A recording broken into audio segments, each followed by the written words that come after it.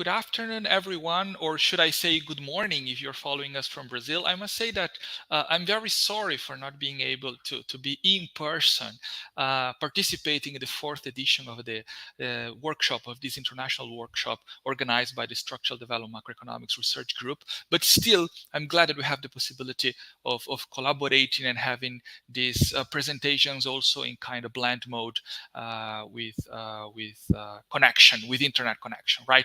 It gives me a little bit of bad vibes on the one hand, because it reminds me of the times of COVID, but that on the other hand, it's beautiful that we have the chance to do this, and to, even though in different parts of the world we still can interact, can connect and interact. So this is the ordinary session C with the title Climate Change, or the theme Climate Change, Environmental Justice and Public Debt Dynamics. Today we have three presentations. I will be presenting an article entitled Endogenous Political Clavages and Economics of Climate Change, and we also have Nandu Sasidaran, that will be presenting informal economies in transition and public debt dynamics. We have a third article scheduled for this session by Moon Jong-ko from the University of College London in the UK, and he will be talking about how can the basic income truly act as a trigger for self-organizing a new resilient system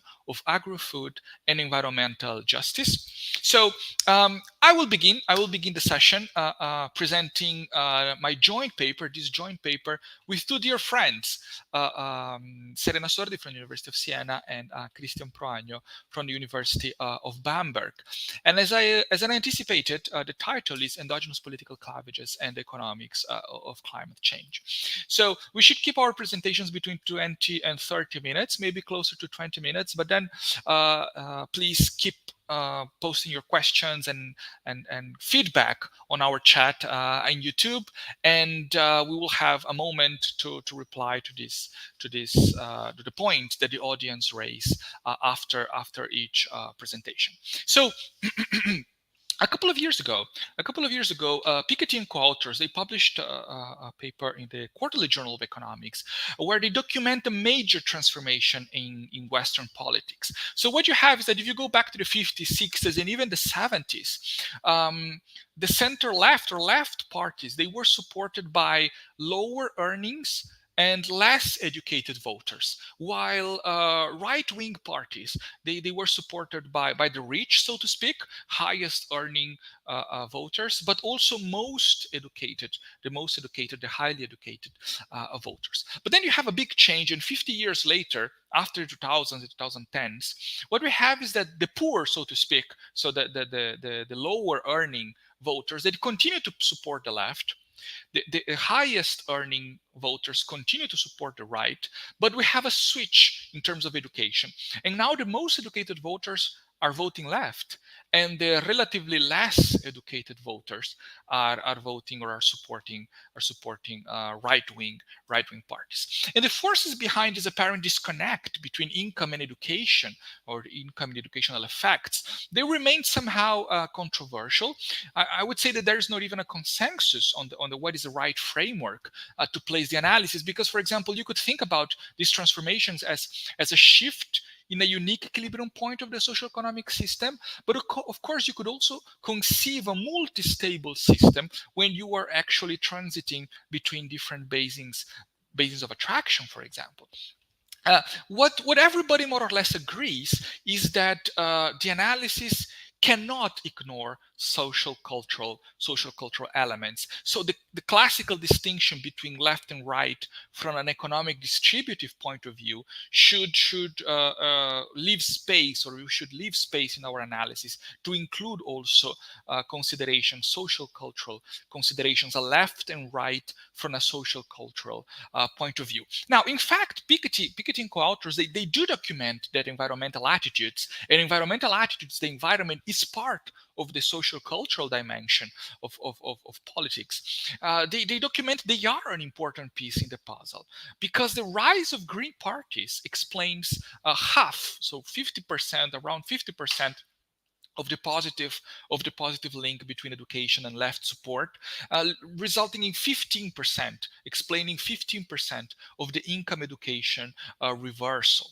Now, from our point of view, what we believe, what my co-authors Christian Serena believe, I think they share this belief, is that heterogeneity is a critical, is a relevant ingredient in such a process, and to us it seems to be intrinsically dynamic in nature. So what we'll be doing here, our purpose in this paper, is to develop a macrodynamic model to study the feedback effects between two political dimensions, not one, two, the social, cultural, and the economic distributive, when human capital accumulation, including human capital accumulation and the environment. So in a nutshell, what we're going to do, we will present a three dynamical. We arrive to a three dynamical nonlinear dynamical system in which the economic distributive political axis is formalized, separating left and right wing agents along lines of De Gilmi, Galanis, and others in a couple of papers in the Journal of Economic Behavior and Organization.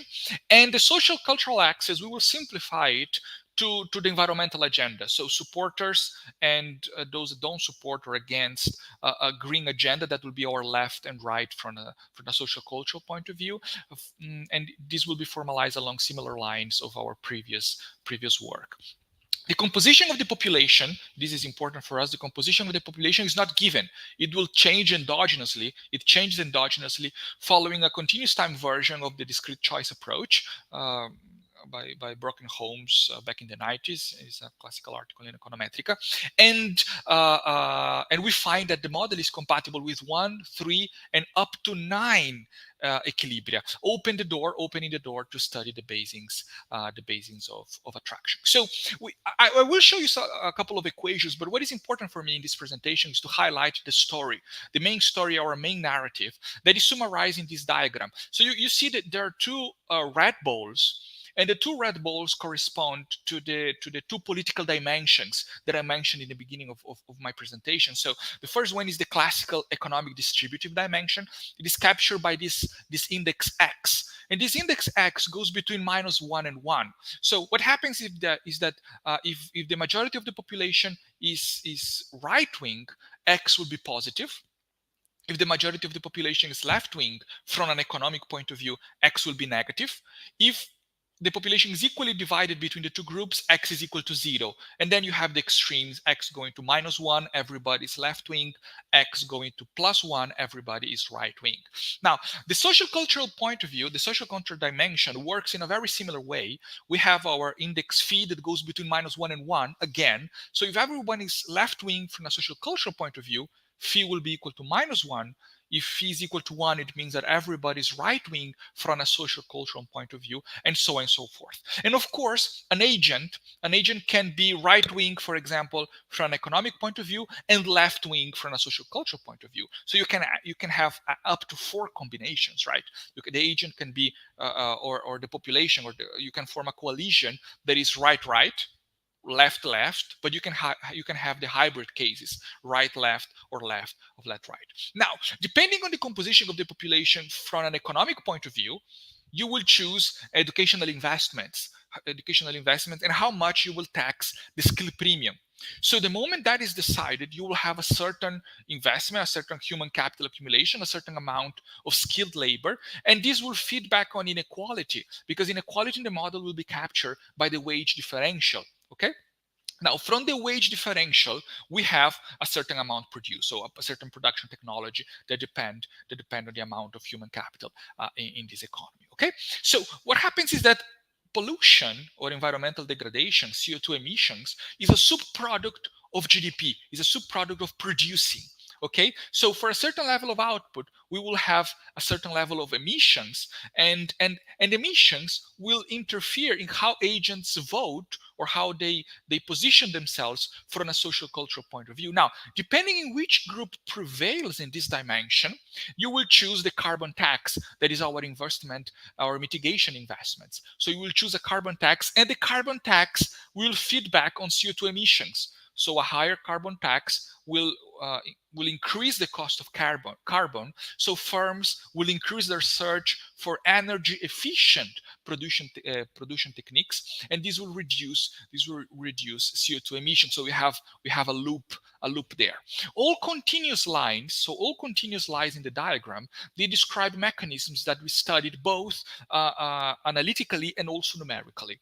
But then the dot lines, they mark mechanisms that we studied only numerically. So we didn't include analytically in the model, but we will have numerical results to show. And there are basically two channels that we will be studying only numerically. The first one links CO2 emissions to skilled labor. And why is that? Because there is some empirical evidence indicating that accumulating emissions over time, they damage human capital accumulation. For example, and maybe the easiest way, the most intuitive way to thinking about this is that one of the results of climate change that in itself is an outcome of environmental degradation is heat waves. And heat waves impact labor productivity, impact children,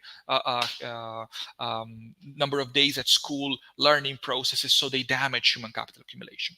The second channel that we will study only numerically links the carbon tax to inequality. And why is that? Because that, again, there is significant empirical evidence, so there is some empirical evidence indicating that carbon tax are very regressive from a distributive point of view. So because the consumption basket of poorer individuals is more carbon intensive, when you adopt a carbon tax, you are kind of penalizing those that receive lower incomes. So you can actually, a carbon tax could increase income inequality, and we will explore that channel as well. So let me show you a couple of equations. As I anticipated, the main elements here, the population is divided between left and right in two political dimensions. So we have up to 4 combinations. And the change in political views is not given. It changes endogenously following the discrete choice approach. Now, the economic distributive dimension depends on 3 main elements. So the first element that we see here is a group effect. And what does a group effect tell us in equation 1? Is that if you're surrounded by right-wing people, this increases the likelihood that you will vote right-wing. But if you're surrounded by left-wing people, you are more likely to support a left-wing coalition. The accountability effect, that is the second part of equation 1, accountability tells you that if the economy is doing well, but you have a right-wing coalition in power, this increases the probability that you will vote right-wing. But if the economy is doing well and you have a left-wing party coalition in power, this increases the probability that the agent will vote left-wing. And finally, the last component is an inequality channel that is basically challenged that people are inequality averse. So if inequality is increasing, this increases the probability that you will vote left-wing. But if inequality is falling, inequality is very low and it's falling, this will increase the probability that you will vote right-wing. Okay? And from a social cultural point of view, there are many things that enter here. We have gender considerations, race considerations, migration, rule of law. We recognize the importance of these variables, but given that our paper is about climate change and empirical evidence pointing out on the importance of the environmental variable to what is happening in terms of endogenous clavages, political clavages, we will summarize all these variables that are important but are not critical for our story in this parameter rho SC. Or rho SC. So if rho SC is positive, this means that it's an exogenous trend towards right wing. But if rho SC is negative, that is an exogenous trend towards left wing vote from a social cultural point of view. And the last component tells you that people respond to pollution. Okay? People respond to pollution. So an increased high pollution rates will have an impact in terms of how people vote or from a social cultural point of view. And as I anticipated, X and phi are indexes that go between -1 and 1. Our production technology is quite simple. It's a Leontief because we want to have complementarity between 2 factors of production, labor and energy. But there is substitutability between 2 types of workers. So we have high skill, represented by letter H, and low skill, letter L. Okay, so we have substitutability between the 2. And if we use a Cobb-Douglas production function, we have a sigma that is the wage gap. And this wage gap is our measure of inequality. CO2 emissions are just a subproduct of economic activity. So epsilon is capturing this technical relationship between P, pollution, and Y, that is GDP, that is production. And let me emphasize that there is the bridge between taxes and politics happens through two channels. The first one is human capital accumulation depends on private incentives and public stimulus. What are private incentives? Skill premium. So if you look at the skill premium and you see a high skill premium, you want to get educated. What is the public stimulus? Everything else that doesn't depend on this skill premium. But that will be financed by taxing the wage differential. So depending on the composition of the population, depending on your X, your tax on the skill premium will be higher or lower. If there is a left-wing coalition from an economic point of view, you will tax a lot the skill premium. On the other hand, the carbon tax will depend on the composition of the population from a social cultural point of view. So if there is a left-wing coalition from a social cultural point of view, then you will tax a lot carbon. Otherwise, you will not tax that much. Okay. So after a series of algebraical manipulations, we arrived to a three-dimensional nonlinear dynamical system on x and phi, our political variables, our political dimensions, and sigma. Sigma, recall, is the wage premium, so is our indicator of inequality. And that dynamical system has the equilibrium conditions represented in 7. We adopt a series of linear functional forms so that the equilibrium conditions can be represented by the expressions in 8. But what is important for the moment that we notice is that the equilibrium for x, the equilibrium value of x, is determined only in the economic distributive dimension. The equilibrium value of phi is determined only in the social cultural dimension, but then inequality depends on economic distributive decisions. Okay.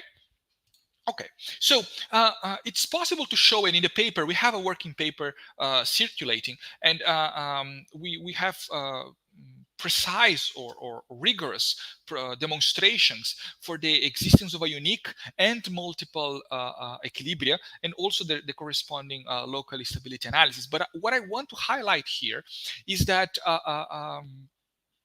we could obtain up to 9 equilibrium points, and that's the case that I will dedicate the rest of my presentation. What do we need to get 9 equilibria? So to have 9 equilibria, first of all, you need a beta 1 greater than 1. And what does it mean, a beta 1 greater than 1? A beta 1 greater than 1 means that you care enough about what other people think. Okay, so if you don't care about other people's opinions, so you could say if there's not enough interaction between agents, then you cannot have that case. But if there is enough interaction, so you care about opinions, political opinions that surround you, that's one requisite, then you might have 3 or 9 equilibrium points. But then you also need a rho 1 that is sufficiently high. And what does it mean, a rho 1 sufficiently high? That you care enough about emissions. So you react to the consequences of climate change. Because if there is no reaction to what is happening in terms of climate change, then of course there will be no political response. So we are assuming that you care about people's opinion and that you care for good or for bad, but you care about what is happening in terms of climate change. In that case, you have up to 9 equilibrium points. And we provide a calibration based on the literature and on some climate and economic aggregates. But from these 9 equilibrium points, 4 of them are stable. And that's our first result. 4 of them are stable. And the 4 stable equilibria correspond precisely to the 4 possible coalitions. A right-right coalition represented in blue. So a right-right coalition means right from an economic point of view, right from a social cultural point of view, an environmental point of view. You could have a green coalition. A green coalition is a hybrid. Is a coalition in which you are right-wing from an economic point of view, but left-wing from a social cultural point of view. The magenta corresponds to a left-left coalition. And finally, the red is kind of the opposite of the green, because the red is left wing from an economic point of view, but right wing, very conservative from a social cultural point of view. And the moment we have these four bases of attractions, what the figure on the right on my slide is showing is the basis of attraction. So we are coloring in red all initial conditions converging to the red equilibrium. We color in magenta all initial conditions going to the magenta equilibrium, and so on and so forth. So a second result that I would like to highlight here is that you see that in our space, in our 3D space, we have sigma, phi, and x. Sigma is inequality. So if inequality is very high, let's say sigma is equal to 3 or above 3, then you necessarily will end up in a red equilibrium or in a blue equilibrium.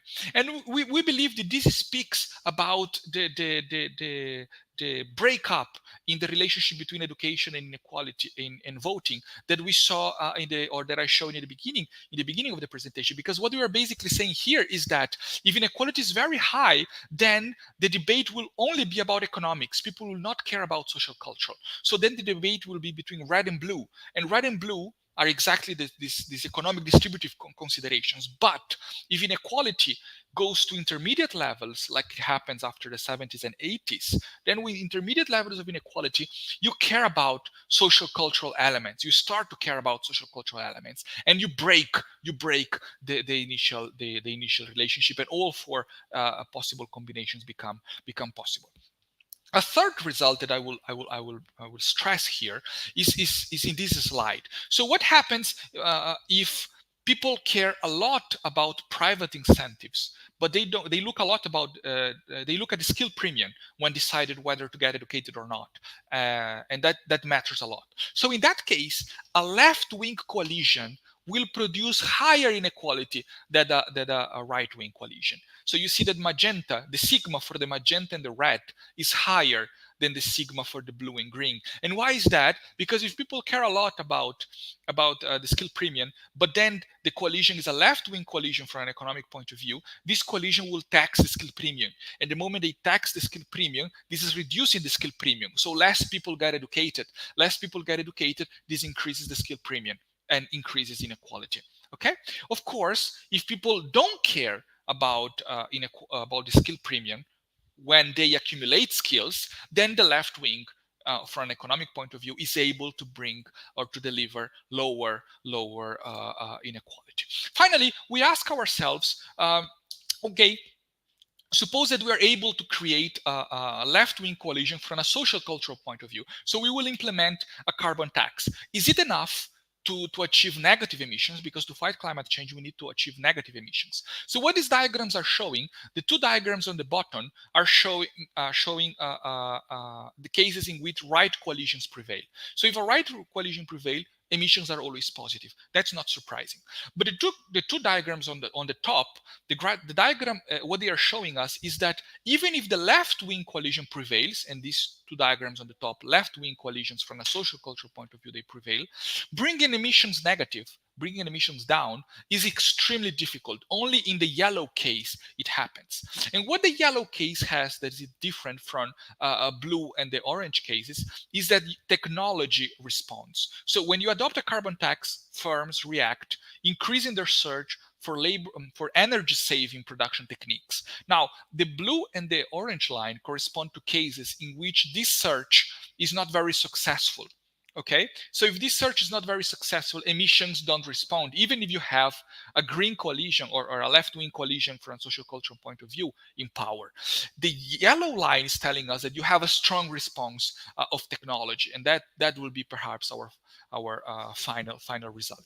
The model is still compatible with some persistent fluctuations once we take into account of those two channels that I mentioned in the beginning of my presentation, these feedback channels from emissions to human capital accumulation and for the carbon tax to inequality. So in that case, the diagram on the left is showing us that if you have that people care a lot about the skill premium, if people care a lot about the skill premium, then left-wing coalitions from an economic point of view become unstable, and you have these cycles in which you adopt a policy and abandon a policy.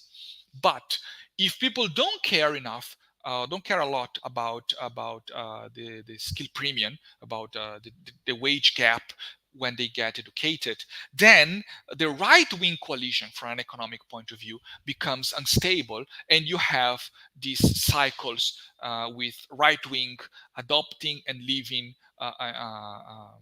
environmental policy, and the left-wing coalitions now from an economic point of view, they become stable. So moving to some final considerations, what we try to do here is to present a macrodynamic model to study the interaction between politics, the economy, and the environment. And we try to emphasize that human capital accumulation depends on these public versus private incentives. When private incentives, we mean the skill premium, but the social cultural dimension was reduced to the environmental attitudes. And we can think about possible extensions of the model, relaxing that assumption and allowing us to include race considerations, gender considerations, and so on and so forth, migration, etc. The system is compatible. This is our main result. The system is compatible with 4 stable equilibrium points: the left, right, left, and right coalitions. And achieving an equilibrium with 0 emissions is not granted. So we're talking about a two-step problem, a two-step process. The first part of the problem is to gain environmental support, so create a coalition that supports an environmental agenda. But the second part of the problem is that you need technical change. You need induced or direct technical change. Technology needs to respond to the carbon tax to achieve negative emissions rate. Okay, and finally, when the skill premium matters a lot, a left-wing ED coalition generates higher inequality, and society becomes likelier to choose a left or right equilibrium. But if the skill premium matters a little, then, or doesn't matter that much, then the hybrids are more likely to occur. The social cultural element or dimension matters the most under intermediate levels of inequality. If inequality increases a lot, then the discussion goes between red and blue, okay, only about economics. But under intermediate levels of inequality, that could explain the disconnect between, or that could be part of the explanation of the disconnect between income and education effects in political preference. So thank you very much. Thank you, obrigado and grazie. And yeah, that's what I had for today. Maybe we can move on to our next speaker. I don't know if you have questions for the audience. I don't see questions so far. If you guys are following us from home or from the University of Brasilia, or I don't know which part of the world you have questions, you can just write them down, and maybe we can wrap up some questions at the end of the session. I'm seeing Professor Oreiro saying, hi, Marwil, hi. I'm so sorry again for not being able to be in person there. I hope next year maybe we will be able to make that happen. Hi, Yasmin and Manuel. Yes, Manuel, that's here with us also at the University of Siena. So let's move on to our next presentation. Nando, I think you can unmute your microphone and show us your good face. Hey. Yeah. Yep.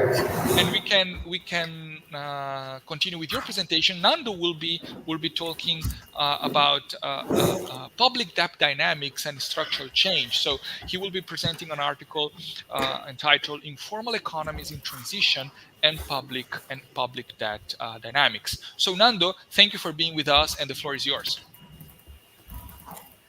Yeah, thank you, Marvil. It's very interesting to be at in a conference like this, where different themes which are very significant for the global South is being really into picture. Thanks for inviting me or accepting my paper for presenting here in this conference to the entire organizing committee. Yeah, so right now I'm in my second year of PhD at the joint PhD program at Tuscany at University of Siena. And I would be presenting the paper titled Informal Economies in Transition and Public Debt Dynamics. So moving on.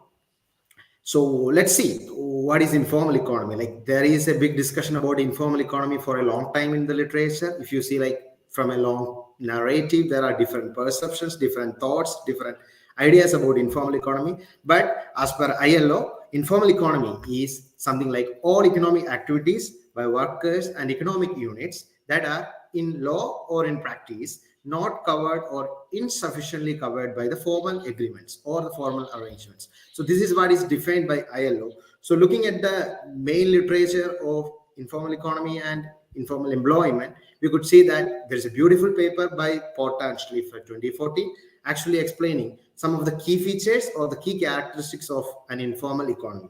So to them, informal economy is supposed to be huge. Yes, it's a big, huge one. And in fact, in data, if you see, you could see that at least 90% of the employment in overall developing world is actually the byproduct of informal economy. And the informal economy, when it comes into the size, it's relatively small in firm size and said to be really unproductive and kind of stagnant when it comes to the growth narrative. Yeah, let's see, it's more from the legal perspectives or law. You could see that informal economies are always free out of regulations, or regulation is not that what keeps informal firms down. So then it is very significant to see the exact reality of informal firms, that it is very difficult or it's very rare for the informal firms to become formal. And in general, we could see that, or from the data and from the growth story, it is quite clear that as countries develop over time, the informality becomes less important for the growth or for the existence of the growth trajectory. Moving on. So let's think about what was the story we were thinking about informal economy. So the famous beautiful paper by Lewis 1954 followed by Kuznets 1955, which actually talks more or less incredibly or seminal contribution to the debate on structural change, starting from the economies. When they start their growth or the development process, they would be primarily agriculture, or primary economy will be moving to an industrialized society, then moving or shifting towards a service sector. So this is what is more or less the story across the regimes, across the narratives, across the economic development story we had here. But here, what I am very curious to answer or to see, to differentiate about the paper right now I'm proposing is the transition that happened from agriculture to industry to service is not exactly the reality which have been discussed in at least in the last decade when it comes to developing economies, where we could see a shift directly from agriculture to the service sector or the tertiary sector, at least in a major set of developing economies. So this gives a different idea or a different notion to see the structural change element in developing economies. So moving on to the major studies or the major literature, it's a very broad literature that what I'm trying to show out here. But from there, the main literature on the economic dualism and the concept of structural transformation shows that there are concepts which have been studied on the perspectives of labor market integration by Rock 1991 in the Development Economics Journal. Then productivity growth is being also dealt into the mainstream literature by Dow and Macmillan 2018 and Erumben et al 2019. The similar way, one of the recent studies on the environmental quality and its effect on the structural transformation from the dualism of Lewis is being also learned by Oliveira and Lima 2020. So this is one set of literature. Moving on to the other literatures on informality as an element of structural change and transition is being also dealt in a big narrative, starting from an exclusion and exit view by Laporta, then the tradable and non-tradable sectors by Razmi et al, and the wages and informality in developing countries by Mekir, Narita, Robin, and relatively recently by Gabriel Uliza 2018, studied the extensive and intensive margins of informality. Similar to those studies, there are studies which really concentrate on the sectoral growth when it comes to the productivity in agriculture, industry, and the service sector, mainly by Dow, Macmillan, Roderick 2019, and Leon Ledesma and Moro 2020. So moving on from the basic literature on structural transformation and moving to the other side of the exact story of growth is more about the fiscal policy. So coming to fiscal policy, we could see that there are so many studies about the fiscal policy.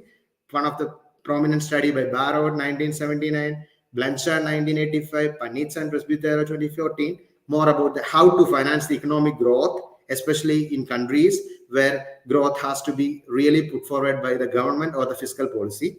And on the aspects of deficit financing and economic development, Dow 2012, Vera 2009 are some of the studies which dealt about the relevance of deficit financing for the development of an economy. And relatively recent, 2019, Ribeiro and Lima dealt about the fiscal rule, which keeps the government spending to be checked or unchecked, is one of the other prominent direction where the fiscal policy is actually moving on. Yeah, so moving to the main topic, main discussion of the debate is like the dual economy and the credit constraints. There is a paper by Scott and Gomez Ramirez 2018, which also dealt about how this credit constraints has to be taken under consideration in a dual economy narrative. So far from the literature on structural transformation and the fiscal policy, it is quite clear that there are different narratives, different notions, and different studies which tries to see both structural transformation and fiscal policy separately. But here, what we are heading to, or where we are really heading to, is to study the transition or the change or the transformation which happens in the dual economies, where the public debt or the fiscal policy dynamics has some importance or really some relevance to determine the transition or the transformation in the general. So this paper would be more or less interested to find the transition dynamics given how does the public debt interaction. So we would be directly going to the paper by Scott 2021, a beautiful paper which actually dealt with dual economies. But here we adopt the discrete choice approach, the classic discrete choice approach of Brock and Holmes 1997, so that we are trying to understand how does this dual economy transition and the public debt dynamics works in a discrete choice modeling. So before getting into the main model, let's see the basic imperatives or the insights from the literature and data so far. So here we have two variables. The first variable is X and the second variable is B. So you could see on the X-axis the variable X and on the Y-axis the variable B. And X is actually the self-employment out of capital and B is the public debt to capital ratio. So the picture itself is clear but not very clear to an extent, but it is quite evident that the countries with very low and low per capita GDP tend to be more or less informal, which means those economies on the negative axis of the X actually shows that the countries with very low per capita GDP tend to be informal. At the same time, the public debt tend to be dispersed over from low level to high level. That's more or less clearly evident from the self-employment to debt index, which is being analyzed carefully. Then moving to particularly those economies on the left or those economies on the x-axis, it is quite clear that these are the economies with GDP per capita levels very low, or these are the so-called developing or emerging economies. Directly involving to the developing or the emerging economies insights, it is also clear that there is more or less skewed distribution towards informality and public debt, but at the same time it's quite unclear that how much dispersion is really happening. So when you see the informal employment to debt index, it is unclear that how does the relationship really goes, but it is clear that there is a dispersion when it comes to some economies on the developing world actually having high debt to GDP or high debt to capital ratio. And on the other variable, if you see the informal size to debt index, it is also quite evident that though the picture is unclear about the relationship, it is quite evident that the dispersion is still exists and with a high debt to capital index for the countries which are relatively informal. So moving from the basic insights or the empirical insights we have done with the transition dynamics and the public debt to capital ratio, let's see how we can represent the theoretical narrative or the analytical narrative of the model. So we will have a model which starts with a traditionally said to be agriculture, and this traditionally agriculture economy has two choices. The first choice is to become either to become formal, or the second choice is to become informal. What do you mean by formal in the literature or the study is here the firms or the the representative agents has the option to be either in manufacturing or business services together, that is said to be the formal, or informal non-business services. So this is the discrete choice which is being given to the representative agents, where the structural transformation actually take them either to be formal or informal, which means if the representative agents move to the formal part, and looking from the narrative of the fiscal policy, it is quite clear that the formal sector or the formal part of the economy pays tax to the government, at the same time receives the expenditure back from the government in form of different subsidies and transfers. At the same time, when you see the informal economy part, actually doesn't pay any tax to the fiscal policy narrative, which means it doesn't give any earnings to the government side.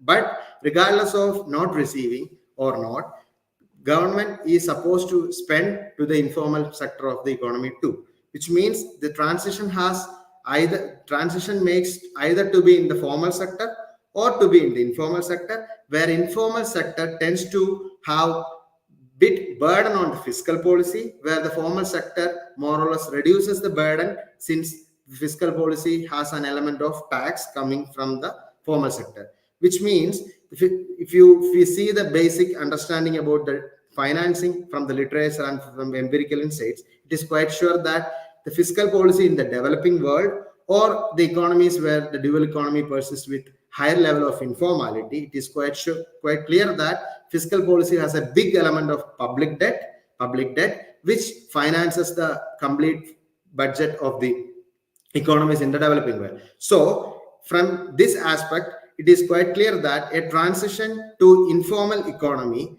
which does not provide a tax or anything back to the government, at the same time the government expenditure remains there, is said to be a suboptimal transition, as in turns it more or less increases the debt burden or more or less increases the fiscal policy burden. But when it comes to the formal transition mechanism, where the agricultural laborers move to the formal or the manufacturing or the business services, it has less effect on the fiscal, burden on the fiscal policy, as it tend to reduce or lower the debt, supposed to be the desirable transition. So we try to understand the same dynamics now through a theoretical model, a macro dynamic model, which would be a mix of discrete choice approach along with the study of dual economy by Scott 2021. So let's move on to the main macro model. So here the basic choice which is dealt with the agents is either to become formal or become informal. So this is mainly derived from the famous classic paper by Brock and Holmes, 1997. So the total labor force or the population in the economy is said to be the combination of like population share in the informal sector and the population share in the formal sector, that is the total N. Now we have the index X, which captures the transition choice within the representative agents, that tends to be between -1 and 1. What is -1? -1 means if the complete transition is on to be the informal or the sector which is said to be the non-business services, that shows that it is -1. And when the complete transition is towards formal or the manufacturing and business services, it is the case of 1. So it is quite evident that the total transition or the transition index X is actually the difference between the labor force in the formal sector minus the labor force in the informal sector as a share of the total population. So now the main aspect about the transition choice is based on the probability. So moving on to the probability, it is enough to find from the understanding that the probability of becoming formal or the probability of going to be in the manufacturing or the business services is based on an exponential function of beta, which is based on the value function of being formal to the ratio of the total share of being formal and being informal. At the same time, the probability of being informal is the exponential function of beta being informal to the share of total informal and formal. So the value function being formal, the utility or the value function of being formal is actually, or the behavioral policy rule which we kept here is actually the difference between the share of government consumption expenditure in the formal sector to the minus the government revenue or the tax revenue earned from the formal sector. So the alpha here actually measures the share of government consumption expenditure in the formal sector, whereas the T by K element or the tax out of capital is actually trying to capture the tax revenue earned from the formal sector. So this is more about the choice and decision of the representative agents, and the production in the economy is actually, since we have two sectors, the informal sector which is said to be based only on using labor as its input factor would be having a basic production function of y as the variable which captures the informal output or the informal production, which is said to be constant productivity. And the formal sector has a Leontief production function, which is more or less directly derived from the studies of the Scott 2021. Then moving on to the aggregate demand, Scott 2021 is also the reference point for the aggregate demand concept point also. So aggregate demand, which is disaggregated to the consumption, investment, and government expenditure, where the consumption of the economy is actually the totality of consumption out of wage income and consumption out of capital income, where consumption of out of wage income CW is consumption in formal sector as well as consumption in informal sector, whereas the consumption out of capital is merely or directly from the formal sector, where the combination is actually being the consumption out of the profit income and the wealth effect which is carried out throughout the representative agents consumption period. And moving on to the investment, we could see that investment out of capital, I out of cap K is, which is G, the investment of the economy, total investment of the economy is captured. And the government expenditure, which is the critical factor of our paper or the analysis, which is determined as a combination of a share of government expenditure. As I already discussed about the alpha, the share of government consumption expenditure on the transition, which really determines the transition choice of the representative agent, along with gamma, the government consumption expenditure parameter, and a constant parameter gamma bar, which is a indication of the government expenditure regardless of the structural transition happening in the economy, which actually captures the government expenditure, where LF by N, or the share of formal sector out of the totality plus the 1 minus alpha, is actually the government expenditure to the informal sector. So the alpha, which is to be the critical element which decides the government expenditure, is the critical variable for the entire understanding of the study. Then we have the taxes, which is to be mainly from the formal sector, is a combination of tax from the labor income as and the capital income, along with the interest tax income from the debt or the public bond which is issued. And moving on to the debt dynamics, it is quite clear that given the the notion of functional finance and public finance, it is quite clear that the debt or the fiscal deficit element would be the difference between the government expenditure and the government revenue, that is T. So yeah, that shows the debt dynamics in the entire economy.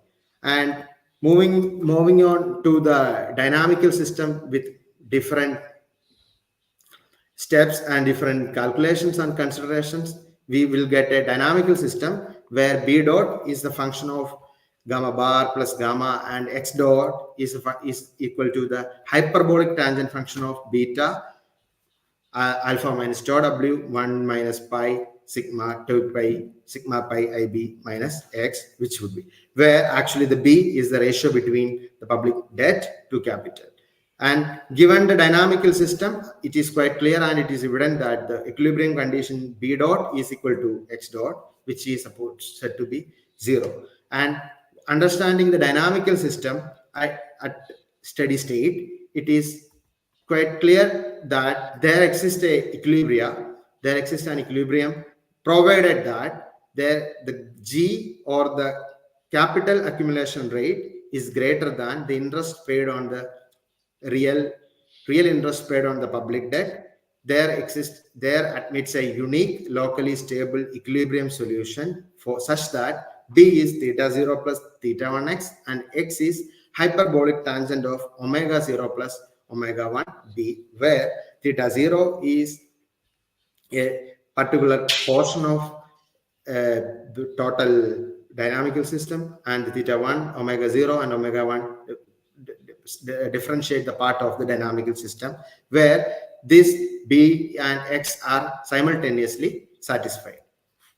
So moving on to understanding more imperatives from the real world, we try to have a numerical experiment with the data sets from BRICS as the reference point, and considering the different parameters for the study, we try to simulate the model, and the results made us to understand some intuitive notions to the theoretical model which we built. And these parameter values are based on the Penn World data as well as the data from International Monetary Fund. And moving to the basic insights or the initial insights of the study, as this is in the initial version of the study, and the initial insight shows us that when the condition of G greater than I, or the capital accumulation rate is greater than I, there exists a unique equilibrium for countries such as India, China, and Russia, where the public debt and the informality tend to be very much into relationship, or the public debt or the formality are quite positive or associated together to be undertaken for the study of equilibrium. But in case of the countries, or in case of the specificities of South Africa and Brazil, it is seen that there is a divergence, or there is an unstable path or structural change when it comes because of the main reasoning of interest rate, or the real interest rate, which is greater than the capital accumulation rate, which happens in these economies. So moving on to the final considerations of the study, since this theoretical model tries to build and analyze the relationship between public debt and structural change elements in developing economies, or dual economies more specifically, is in the stage of working progress. But from the data and from the numerical exercise, it was evident that India is kind of a problem when it comes into the reality or the fact check. So this opens up a pathway for us to understand why India is kind of a different narrative when it comes into the analysis of public debt and structural change. And this paper also tries to understand the main policy takeaways by changing the values of alpha, which is said to be the key parameter which decides the transition choice, then the tax on wage income and the tax on capital income, so that we expect to have some interesting results for the economies which are under consideration that could help us to understand how does the transition dynamics of, or the structural change really impacts in the public debt dynamics of dual economies. So it is by the initial insights and the preliminary results, it's quite evident that it is very important and it is relevant to understand public debt and structural change, or the public debt and structural change need to be studied together to understand the broad narratives, as well as to help in better policy decisions for the countries which are in the high verge of informalities.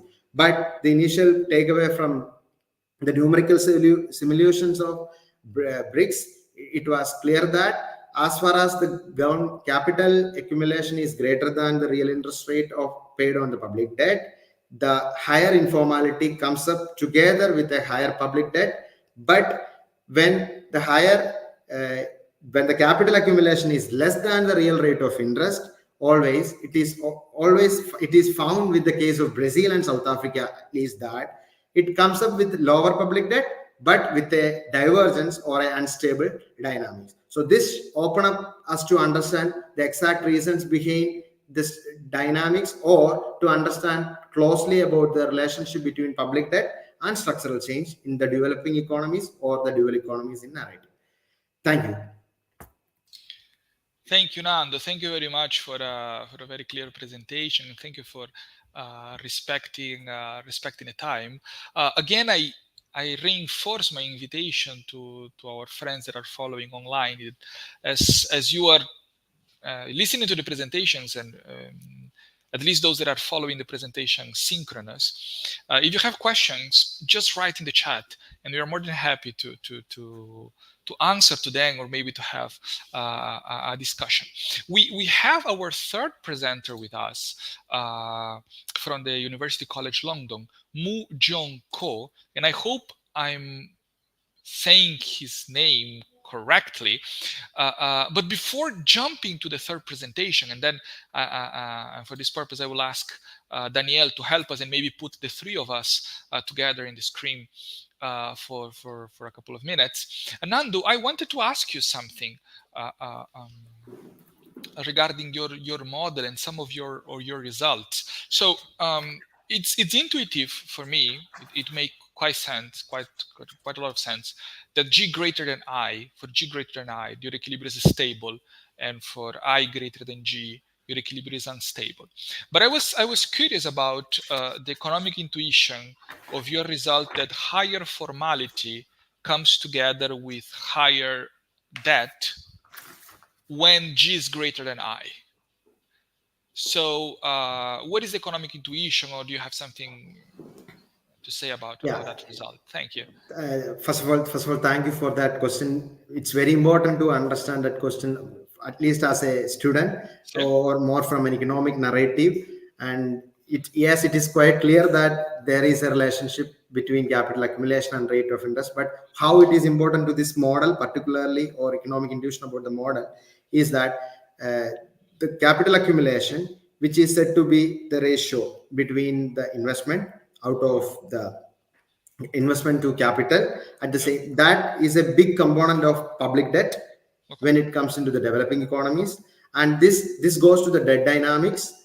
And when the G is actually greater than I, which shows that the government is actually receiving the capital accumulation is happening in a G less than I is a case where the capital accumulation is happening in reduced effect or lowered effect when it compares to the rate of interest which is going up in the house, which means in a normal intuition, the payment to the debt or the return to the debt is higher than the rate of return from the capital.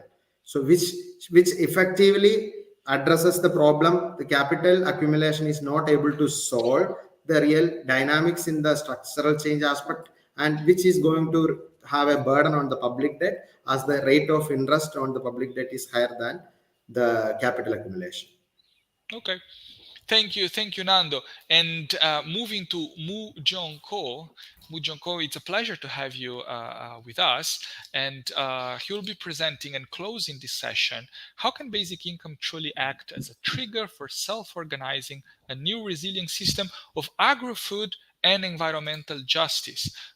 The floor is yours.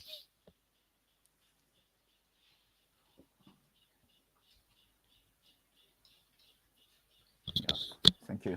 Could you hear me? I can hear you. Yes, I can hear you. Me? Okay, great. Thank you. I want to check it first. I think I can hear you well. I can see you and hear you very well. So yeah. Okay, fantastic. Thank you. And okay, can I upload my slide? Definitely. Okay. How can I upload? Okay, thank you. There you go. Okay, brilliant. Okay. Okay, could you see that? Okay. Hello, my name is Mu Jong Ko. I'm from University College London. I study economics, and my background is all economics, but I'm also interested of basic income and some institutional economics and social theory as well. So let me start from my title is about this basic income and how can make basic income act a trigger for self-organizing the reality system, agri-food and environmental justice. So let me start. Okay, in current socio-economic inequalities and different capitalism with the food crisis under climate changes, major adaptations are essential. The fundamental challenge is institutional, and past institutions are not proper and need great periods of experimentation, base income. This is why we should look at the basics of institutional economics, particularly radical tradition, out of neoliberal consensus. However, the weakness challenges the consensus with connection to radical theory, especially Bevelin to Prony, on the issue how can basic income truly act a trigger to self-organizing new regional system of agri-food environmental justice, which lead to sub-questions.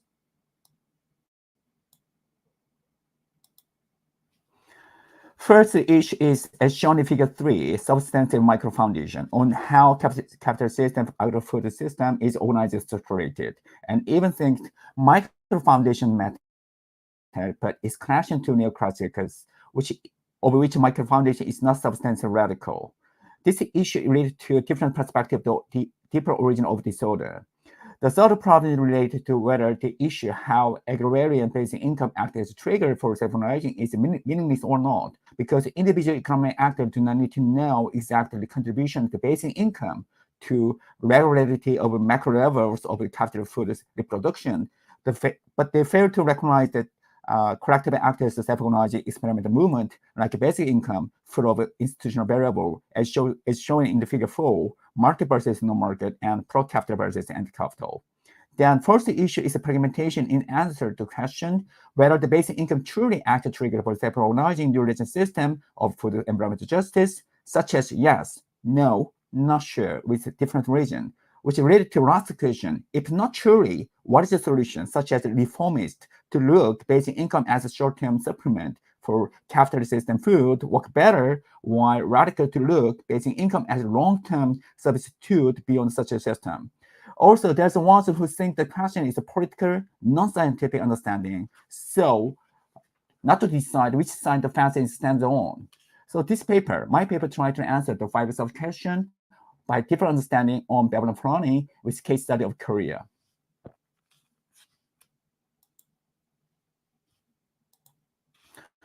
For micro-foundation, Bevelin used anthropological concept, instinctive habit, which to Prony has radical substantive properties and out of neoclassical economics conception to homo economics and rationalities.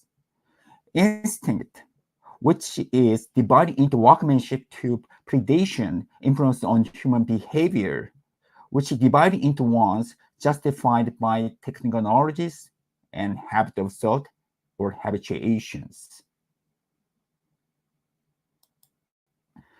As a human behavior, every subjectivities is organized and structured, divided into institution to technologies, in objectivity and real world. While agrotechnologies, smart agriculture, GMO, on climate changes promote the material progresses, well-being. Institutions promote ideology penetrating hierarchy system, radically practice business as usual and ceremonial habit, treating farmland as chatter, personal property, which express the basic workmanship good for social progresses.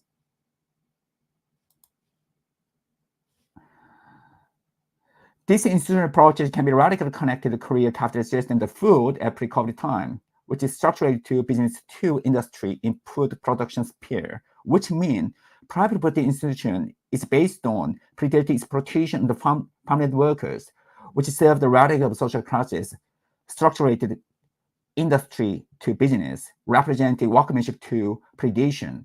So conflict in workplace is not because of moral hazard of individual capitalists, but rather institutional problem within radical structure in Korea.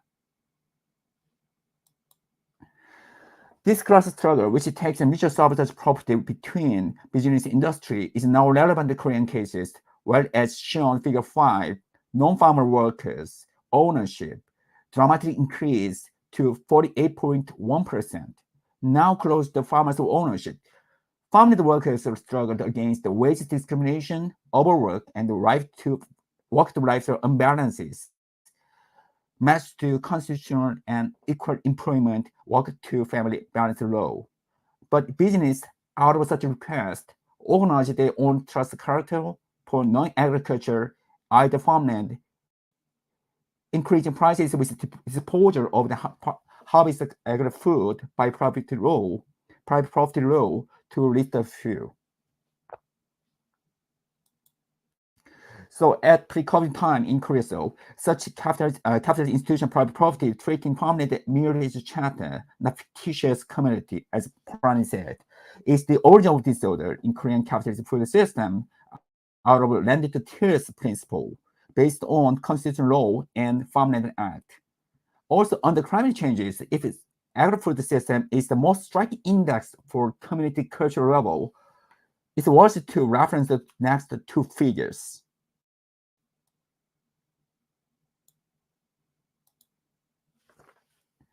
Figure 6.1 show why ownership by non-farmers in climate changes increased to 48.1% nationwide.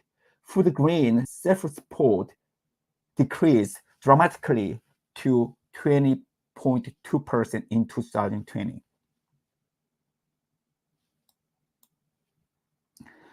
And also, as in figure 6.2, under climate changes, such Korean ratio of self-support for food is nearly 5 times lower than OECD and EU.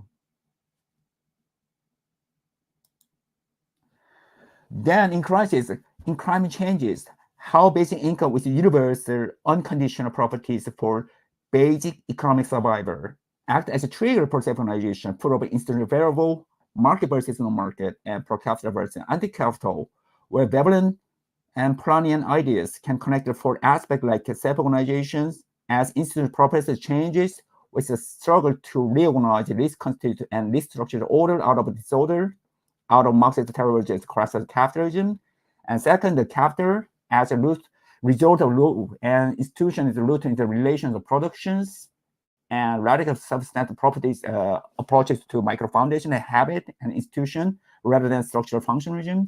And fourth, post-Keynesian Clarkian macro self-regulation and demand, which is connected important aspect of self-regulation and self-organizations.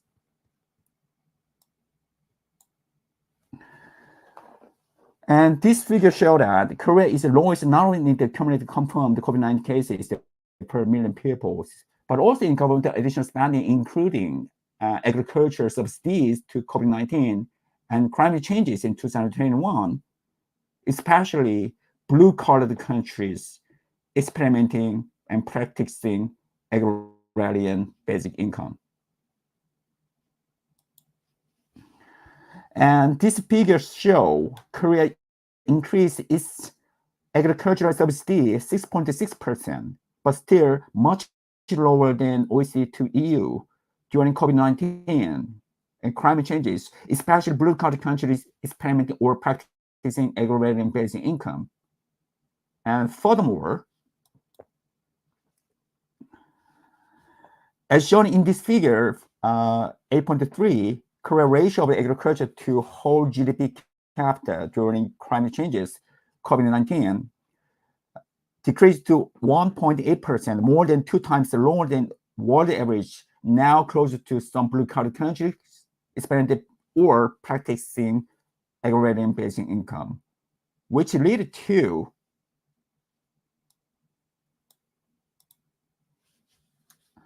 as shown in the figure, Korea's ratio of agriculture employment in whole decreased to 4.5% in 2021, now close to especially blue-collar countries experimenting or practicing agrarian basic income.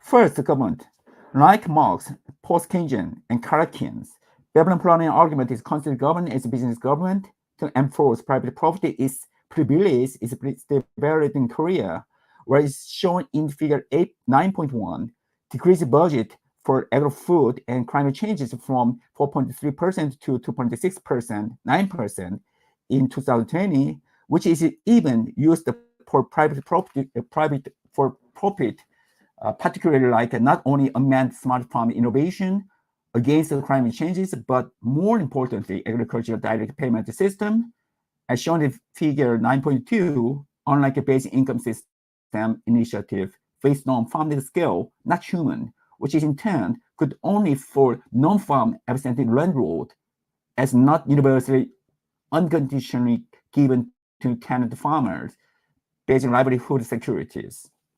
So in COVID-19, emergency basic income is considered necessary, but as a temporal, non-regular supplement, not as selective, non-universal conditional agri-food security system, which makes the basic income insufficient as trigger.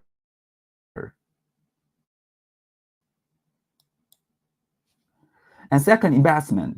Business enterprise investment often investment quality of the basic income supplemented scheme, such as wages, rather than quality of the working condition, which is still valid when applied in Korea, where which invest in government's agricultural direct payment system into quantity of non-agricultural one more than agricultural one, including advertising, while practicing disposal of harvested agri-food for price stabilization.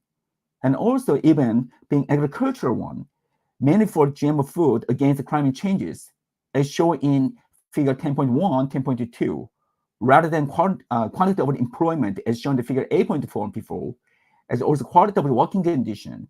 So COVID-19, emergency basic income is necessary, but as a temporary supplement, not as a substitute of established agri-food system, which can take advantage of basic income to act a trigger to depressing wages. This can be seen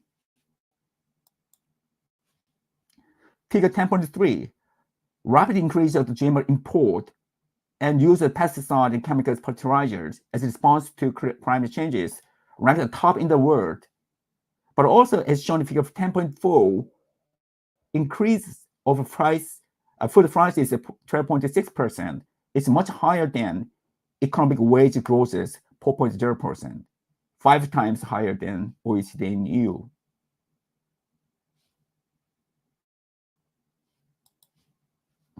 So the heterogeneous, qualitative different livelihood based on types of the consumption, instrumental, conspicuous, and contributive one, which can be applied in Korea where emergency basic income can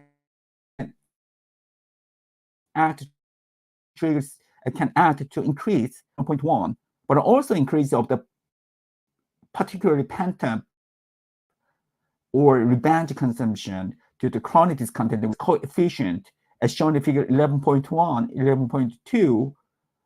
But emergency basic income as taken for temporary non-regular supplement is not sufficient to act a trigger to reduce such deeper issue of saturation of food insecurities.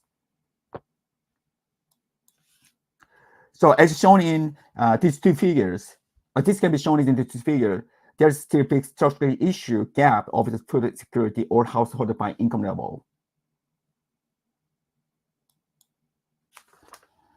Lastly, as a self-regulated market fundamentalist economic ideology make basic income to act as a temporary supplement and not substitute, which is fiscally skeptical rhetoric of perversity, futurity, and geopolitics, which lead to advocating free trade in the situation food as a weapon in climate changes, or free to choose with the one can eat substandard food as a raw process if it's not second line, and limit the role of agriculture in the future into leisure or tourism, rather than stable food supply, as shown in figure 12.1. And second, pro-capitalist petroleum, like what is good for profit private food company owned by Korean big business is good for Korea, which leads to now trending toward the wider acceptance of GMO food, as shown in figure 24.2, while taking basic income supported by around 6% as populism harm to nation. And lastly, nationalist view, emergency basic income benefit for racial minor as reverse discrimination to the poor in the Korea. So such ideology act mental morphine to make family worker to forget the importance of basic income and workmanship. So basic income in short term can act and trigger personalizations, but in per capita way, as shown in figure 4, which adopt the basic income supplement to support previous private property institutions treating farmland as chattel on climate changes out of a relative tillage principle, which lead to trolley dilemma, locking the trigger for a new system of food crisis justice. So as in figure 13, how to expect the sustainable resilience in long-term future, as shown in history of a case, Spinham land case, which Prani point out. This conclusion is based on first, the truth philosophical value judgment, right or wrong, which means as long as the investor forms institutional ownership treating farmland as chattel in climate changes, out of landed tillage principle continue. This content, this utility will continue. So as shown in figure 13, how does predict any peaceful order? These truths can be also approached in history as fact antagonism, different in monopolistic liberalism, increasing disparity of life expectancy by income in climate changes, as shown in figure 14. So basic income can act trigger for new resident system food climate changes and justice when only connecting radical vision, which as shown in figure 17, like reclaiming radical turning curves upside down and anti-capital manner, as shown in figure 4, as pathways of self-directing counter movement for re-embedding society in the biosphere toward sustainable and resilient food climate justice and sovereignty, with Delta struggled for universal basic income out of per capita rhetoric reactions based on perversity, futurity, and jeopardizes, rather than reformist one to making capitalist institution and ownership structuration work better.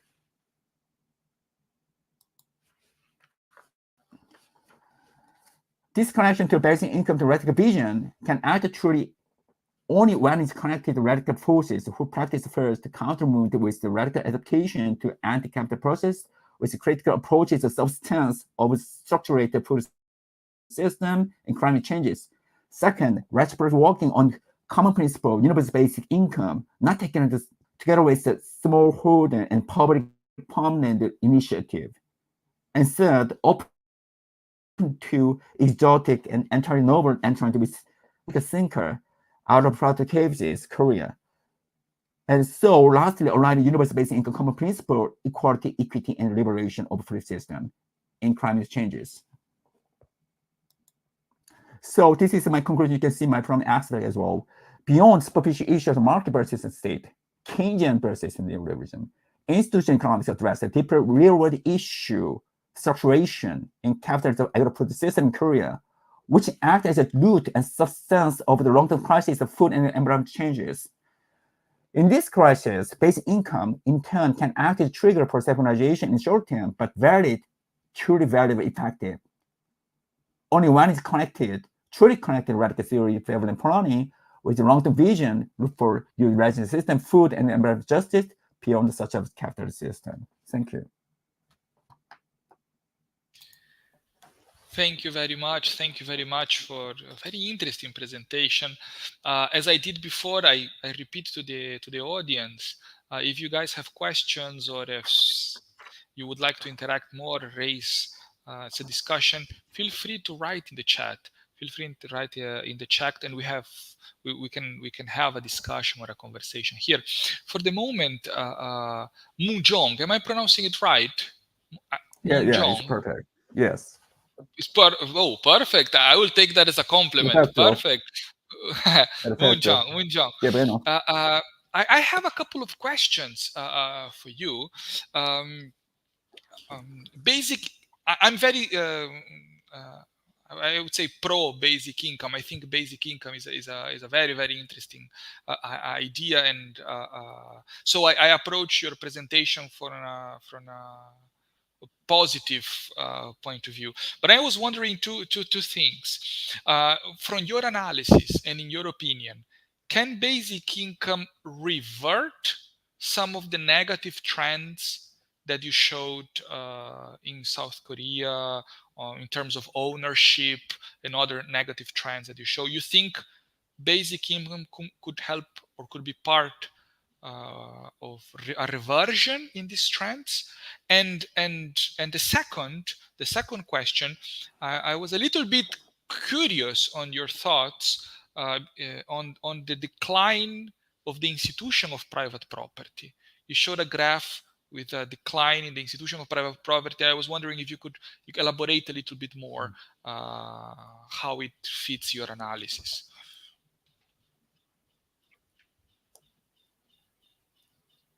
Could you give me the second question again? Because I cannot hear the second question because there's some you trouble. showed a graph. Could you say it one more time? You showed a graph with the decline in private property, a decline in institution of private property over time. And I was wondering if you could elaborate a little bit more on that. Yes. Okay, first question about how do you think about the positive trend of the basic income about the whole nation and society in Korea? Okay, I think very positive about the basic income, of course. Okay. Yeah, if you think about the case of the basic income as well as history, okay, actually it started from the 1980s. More deeply understanding, we started from almost 150 years ago. So when it started its basic income in the 1980s, it started from actually not from the Marxist or post-Keynesian. It started from neoliberals, actually. So yes, it's surprising, isn't it? Right. So for example, Milton Friedman and the Hayek, they have some kind of, even they do manifesto about why basic income is important in the case of Austria. Okay. And based on this one, they try to have many experiments, such as countries in Nordic Europe and Finland. We know that. Okay, so they have some kind of experiment, a couple of 2 decades, 20 years, and they fail. So now the Korea is trying to do, and we look at it, why is it fail, and how can we revert this kind of the negative things of basic income, and how can change it to that kind of the negative thing to a more positive thing. Okay, so the first thing when you apply it to put cases, okay, put case studies. So I think it's the most big issue is that the private institution, because there is always make the people to make some kind of sabotage process, which I said about that. There's one of the issues the Korean capital system of the food. So such as make people to the permanent owner try to make the landlord idle, not to make some kind of more productive and make him productive outcome, because that make it they think about that is exactly the reason it goes and why farmland is nationwide in Korea is really reducing. So the government tries to make it some kind of such a issue by making the green belt, not making touch and making it more public. And we think about more public agents to make the food system more public region. But even though, if you look at the history of the whole period of capitalism, from 1945 and 1968, and which is called the golden age of capitalism, which is called as well the Keynesian period of the glorious capitalism system. We have the same system as well. We did the same period of like that. And 1980s to now the 2020, from now the liberalistic and monopolistic system, we also did the same system like that. But we need some kind of third way. But I don't think there's a third way, because it's the basic income. Try to make the people, the landlord of farmer workers to get more autonomous to make it their own landlords, because we try to give to rent-to-tiers principle, based on rent-to-tiers principle, to have their own property of the land. Do you understand what I'm talking? So there is a kind of we try to take out, which is the person who have land in rural areas, to little by little to take to people to the farmer workers, truly farmer workers, to provide the basic income. So actually, it's experimented this kind of processes for 10 years. And the experiment, actually, we started from is the political parties, which called it the basic income party. 10 years ago, we making for the first time in the history all over the world. And we experimenting very small scale like that, very much successful. But there's a still issue, because every time we have a changing regime of government for neoliberalist or more conservative party, where they hold the power in the regime, they reverted our effort, and we tried to making, and then it's better to have some kind of constitution to change it such that the basic income as one part of abandonment of the constitution role. So that is our try to make it. And now, in the last 6 or 7 years, we tried making this effort and making the good positive impact is going on nowadays. That my answer is also linked to your second question, I think, because you talk about the private properties, why there is some kind of bad impact, or the decreasing of my graph is a decreasing of the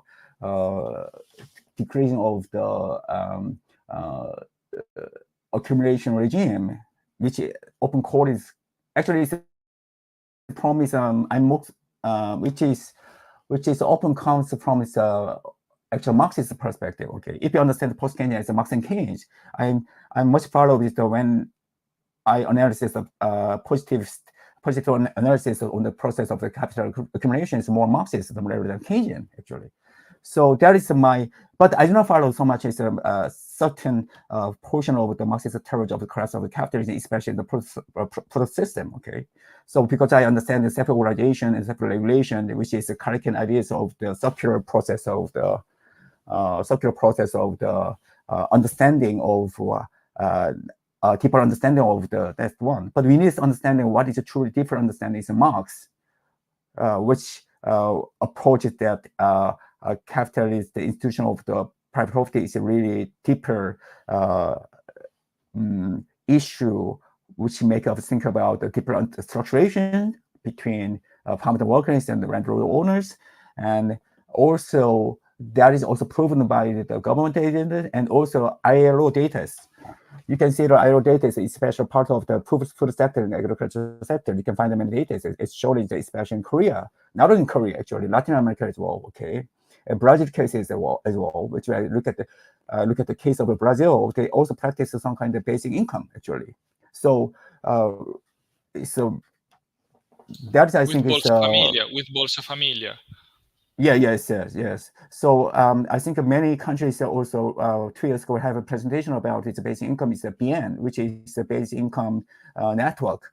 Is conferences I have talking about. I had some feedback about the Brazil case, and I'm actually focusing about the Brazil, what they're doing, and small farmer working, and how they give some kind of token or the coupon to making some kind of permanent workers. Okay. So there is a very interesting, in Korea, actually some radical economists, like including me, we try to adopt the set of cases of Brazil.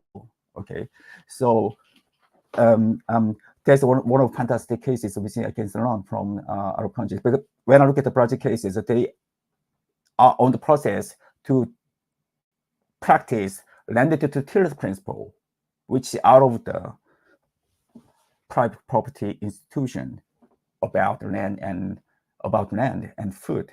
So I think it's actually your question can be answered by the case of the Brazil. Actually, it's true. Thank you. Thank you very much. Again, maybe Daniel, if you can put Nando again in the screen. Thank you guys for a very productive, I would say a very productive session. It's supposed to be a short session because we only have 3 presentations scheduled, but I thank you again for being here and for the opportunity of interact with your research. We don't have any more questions from the audience, so maybe we can continue following the program and the next sessions as they are scheduled in the YouTube channel. We thank our viewers that follow us from the universities, from Brasilia, from different parts of the world, and I wish everybody a wonderful workshop. Take care, guys. Bye. Thank you. Bye-bye. And thank you. Bye-bye.